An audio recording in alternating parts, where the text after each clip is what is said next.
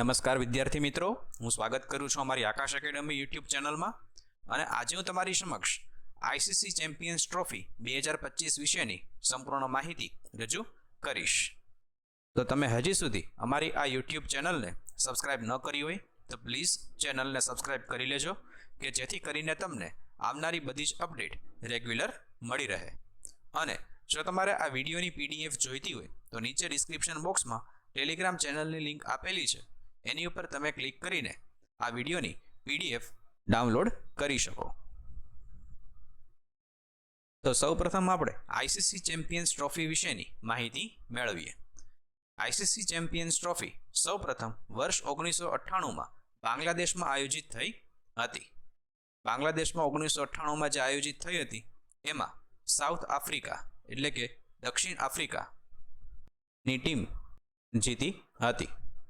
આ ટુર્નામેન્ટનું જૂનું નામ નોકઆઉટ ટ્રોફી હતું, જે વર્ષ 2002માં નામ બદલીને આઈસીસી ચેમ્પિયન્સ ટ્રોફી થયું હતું.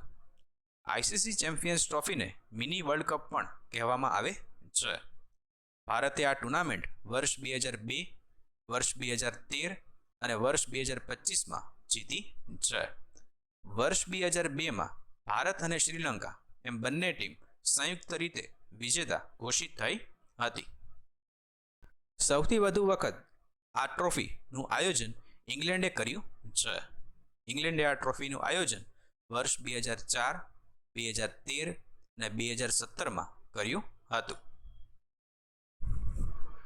હવે આપણે આઈસીસી ચેમ્પિયન્સ ટ્રોફી 2025ની જો વાત કરીએ તો તે પાકિસ્તાન અને સંયુક્ત અરબ અમીરાતમાં આયોજિત થઈ હતી. ભારતની તમામ મેચ એ સંયુક્ત અરબ અમીરાતના દુબઈ ખાતે આયોજિત થઈ હતી. અને આ ટ્રોફીમાં ભારત જે છે એ ત્રીજી વખત વિજેતા બન્યું છે. આની પહેલાં આપણે જોયું કે ભારતે વર્ષ 2002માં, ત્યારબાદ વર્ષ 2013 અને તાજેતરમાં વર્ષ 2025માં આ ટ્રોફી જીતી છે.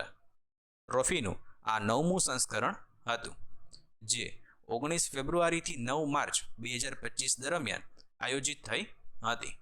જેમાં કુલ 8 ટીમોએ ભાગ લીધો હતો, જેમાં ગ્રુપ એમાં ભારત, પાકિસ્તાન, બાંગ્લાદેશ અને ન્યૂઝીલેન્ડ હતું.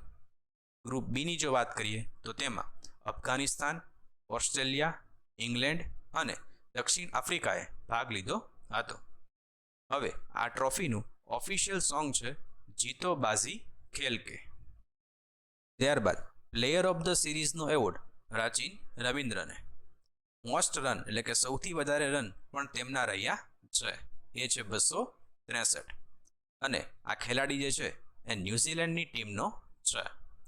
ત્યારબાદ સૌથી વધારે વિકેટની જો વાત કરીએ તો તે છે મેટ હેનરી, જેની કુલ 10 વિકેટ રહી છે.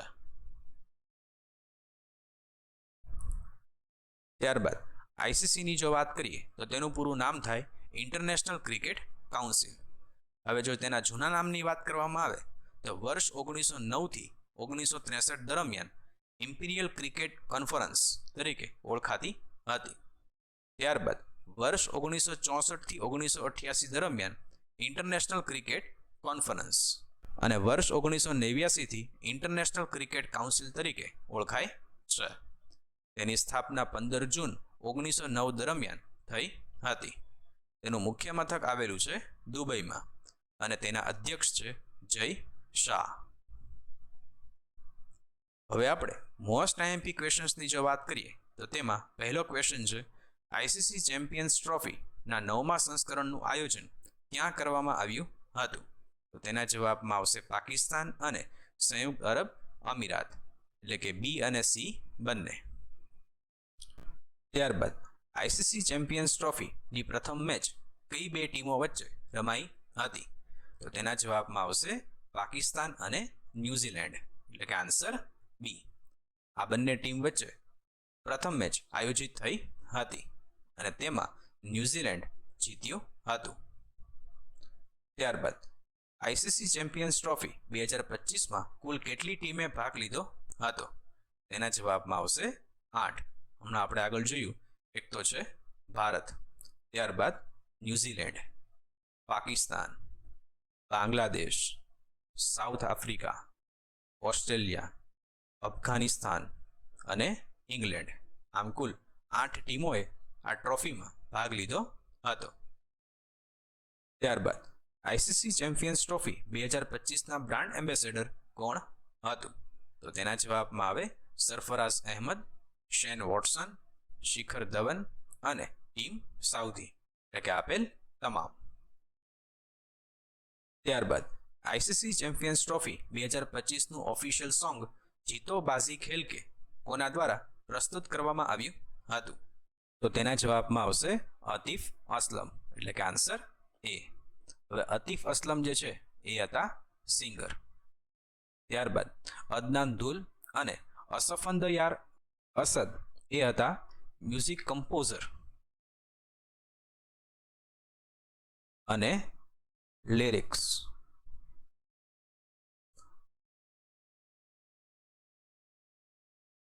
ત્યારબાદ છઠ્ઠો પ્રશ્ન, આઈસીસી ચેમ્પિયન્સ ટ્રોફી 2029ની મેજબાની કયો દેશ કરશે? તો તે આયોજિત થશે ભારતમાં. ત્યારબાદ આઈસીસી ચેમ્પિયન્સ ટ્રોફી 2002માં કયા બે દેશો સંયુક્ત વિજેતા જાહેર થયા હતા? તો તેના જવાબમાં આવે ભારત અને શ્રીલંકા. આ બંને દેશો વર્ષ 2002માં વિજેતા જાહેર થયા હતા. ત્યારબાદ આઈસીસી ચેમ્પિયન્સ ટ્રોફી 2025માં કોણ પ્લેયર ઓફ ધ સિરીઝ તરીકે રહ્યું છે? તો તેના જવાબમાં આવશે રચિન રવિન્દ્ર, એટલે કે આન્સર એ. અને સૌથી વધારે વિકેટ મેટ હેનરીએ લીધી છે અને સૌથી વધારે રન પણ રચિન રવિન્દ્રએ કર્યા છે. ત્યારબાદ તાજેતરમાં ભારતે કેટલામી વખત આઈસીસી ચેમ્પિયન્સ ટ્રોફી જીતી છે? તો તેના જવાબમાં આવે ત્રીજી વખત. એક તો વર્ષ 2002, ત્યારબાદ 2013 અને તાજેતરમાં વર્ષ 2025માં, એમ કુલ 3 વખત આ ટ્રોફી જીતી છે. અત્યારે જે ભારતે ટ્રોફી જીતી એમાં ભારતીય ટીમના કેપ્ટન હતા રોહિત શર્મા. ત્યારબાદ વર્ષ 2013માં ભારતીય ટીમના કેપ્ટન હતા MS ધોની અને વર્ષ 2002માં ભારતીય ટીમના કેપ્ટન હતા સૌરવ ગાંગુલી. ત્યારબાદ સૌપ્રથમ આઈસીસી ચેમ્પિયન્સ ટ્રોફી વર્ષ 1998માં કયા દેશમાં આયોજિત થઈ હતી? તો તેના જવાબમાં આવે બાંગ્લાદેશ અને તેમાં દક્ષિણ આફ્રિકા વિજયી થયું હતું. તો આમ અહીં આપણે આજે આઈસીસી ચેમ્પિયન્સ ટ્રોફી 2025 વિશેની સંપૂર્ણ માહિતી જોઈ. જો વિડીયો ગમ્યો હોય તો પ્લીઝ વિડીયોને શેર કરજો, લાઇક કરજો અને અમારી આ યુટ્યુબ ચેનલને સબસ્ક્રાઇબ કરજો. Thanks for watching this video.